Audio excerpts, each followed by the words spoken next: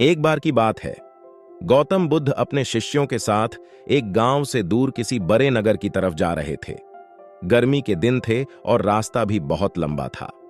गौतम बुद्ध अपने शिष्यों के साथ बहुत देर से चल रहे थे, जिस वजह से उन्हें बहुत प्यास लगती है। वहां से कुछ ही दूरी पर बरगद के वृक्ष की एक घनी छांव थी। सभी लोग उस वृक्ष के पास पहुंच जाते हैं।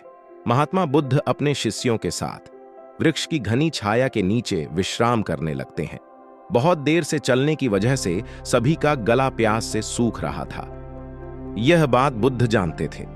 बुद्ध ने अपने एक शिष्य को कहा, आप इस बरगद की छाया से 20 कदम दूर जाकर बरगद की 2 बार परिक्रमा करके वापस आओ। शिष्य वैसा ही करता है जैसा बुद्ध ने बताया। परिक्रमा के बाद जब शिष्य महात्मा बुद्ध के पास आया तो गौतम बुद्ध बोले कि क्या आपको किसी ठंडी हवा का अनुभव हुआ था? शिष्य बोला, हां महात्मा बुद्ध, उस उत्तर दिशा की तरफ से मुझे कुछ ठंडी हवा की अनुभव हुआ था। शिष्य की यह बात सुन महात्मा बुद्ध शिष्य से तुरंत बोले कि उसी दिशा में चले जाओ, जरूर वहां से कुछ ही दूर पर एक तालाब अवश्य मिलेगा। उस तालाब से सबके लिए पानी ले आओ। शिष्य उसी दिशा में जब कुछ दूर जाता है तो वहां सच में एक तालाब होता है। तालाब देख शिष्य बहुत प्रसन्न होता है और तालाब के निकट जाकर जैसे ही तालाब से पानी भरने वाला होता है, तभी शिष्य की नजर वहां दूर तालाब में कपड़े धो रही कुछ स्त्रियों पर जाती है। यह देख शिष्य मन में सोचते हैं कि यह पानी तो गंदा हो गया है, लेकिन जब शिष्य ध्यान से तालाब के पानी को देखते हैं कि अभी भी तालाब का कुछ पानी साफ है, इतने में 2 बैलगाड़ी जोर से तालाब के किनारे से होती हुई निकल जाती है। बैलगाड़ी के पहिए तालाब की मिट्टी के ऊपर इतनी जोर से निकलते हैं कि तालाब के नीचे बैठी बहुत सारी मिट्टी तालाब के ऊपर आ जाती है, जिस वजह से तालाब का बचा हुआ पानी भी गंदा हो जाता है। ये देख शिष्य बिना पानी लिए क्रोध में महात्मा बुद्ध के पास वापस चला जाता है। शिष्य बड़े ही निराशा भाव से महात्मा बुद्ध को सब बात बताता है। शिष्य की बातें सुन सभी शिष्य बोलते हैं कि हमें तुरंत यहां से निकलना चाहिए, किसी दूसरी जगह पानी की खोज करनी चाहिए, वरना प्यास के मारे जान निकाल जाएगी। इधर महात्मा बुद्ध सभी को शांत होने के लिए कहते हैं और बोलते हैं कि धीरज रखो, कुछ देर यही बैठो, उचित समय आने तक संयम बनाए रखो। सभी महात्मा बुद्ध की बात सुनकर शांत हो जाते हैं और वही बैठ जाते हैं। कुछ समय बीत जाने के बाद महात्मा बुद्ध फिर से अपने शिष्य को उसी तालाब से पानी लाने के लिए कहते हैं। शिष्य बिना कोई सवाल किए उसी तालाब से पानी लेने के लिए फिर से चला जाता है। तालाब की हालत देख शिष्य को यकीन नहीं होता। तालाब का पानी पूरी तरह से साफ होता है। यह देख शिष्य बहुत खुश होता है और पानी भरकर महात्मा बुद्ध के पास जाता है। सभी पानी पीकर अपनी प्यास बुझते हैं, लेकिन अभी भी सबके मन में ये एक सवाल था कि आखिर यह चमत्कार हुआ कैसे? तालाब का सब पानी तो गंदा था। उन्हें लगा कि जरूर ये बुद्ध की शक्ति है।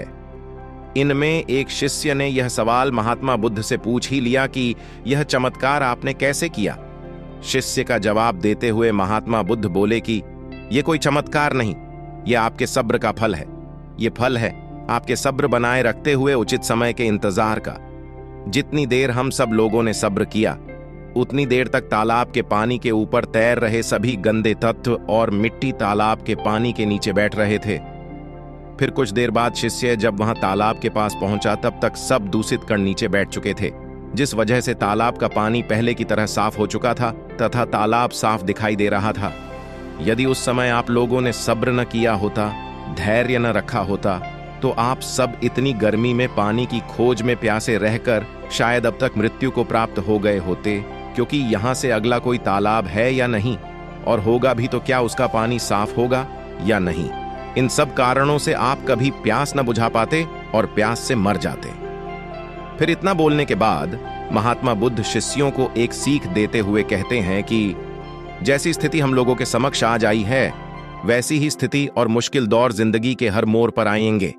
तब उस समय भी आपको ऐसे ही संयम बनाए रखना होगा और अपने विवेक से काम लेते हुए ही आपको एक उचित फैसले के साथ सही नतीजे पर पहुंचना होगा।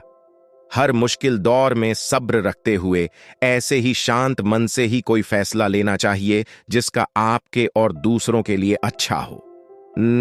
क्योंकि ऐसी स्थितियों में लोग अक्सर गुस्से में आकर अपना सब्र खो देते हैं और गुस्से तथा जल्दबाजी में गलत काम और फैसला कर बैठते हैं, जिसका बुरा परिणाम उनको भविष्य में देखने को मिलता है, जिसमें खुद का नुकसान अधिक होता है।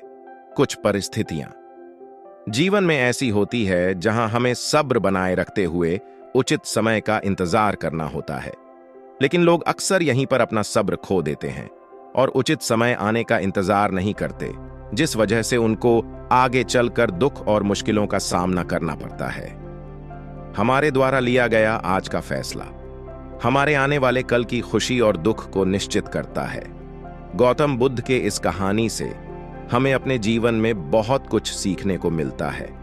हमें अपने जीवन की उन अनमोल बातों और ज्ञान का बोध होता है जो हमें हमारे जीवन में बहुत काम आती है। अक्सर इंसान जिंदगी में आने वाली परेशानियों के बारे में सुनकर बहुत परेशान हो जाता है, तो ऐसे में हमें ऐसी बुद्धा स्टोरी से बहुत कुछ ज्ञानवर्धक बातें सीखने को मिलती है जो जीवन की मुश्किलों का सामना करने की ताकत देती है।